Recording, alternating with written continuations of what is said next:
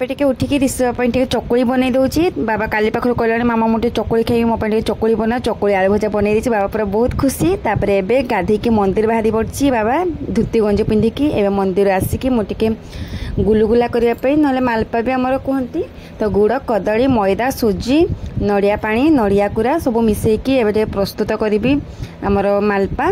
तापर गले गुला कि रखीदेवी ढांकी टिके सुजिया फुलीगला छाणीदेवी बहुत बढ़िया टेस्ट लगे आपण निश्चित ट्राए करके खाइबे थरे।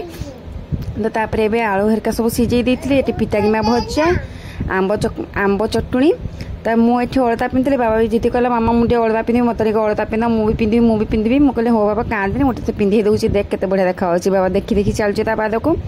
तापर एबे दीपर बेलू शुईला लाइन पड़ेगा बाबा कहे मामा मत बिंच मत भारी जोर से निद मार्ची तेरे मुझे उठी पड़े गुलगुला छाणीदेवी मालपा टे छाणीदेवी। तो आज मिनी ब्लॉग टी रखुची जय जगन्नाथ।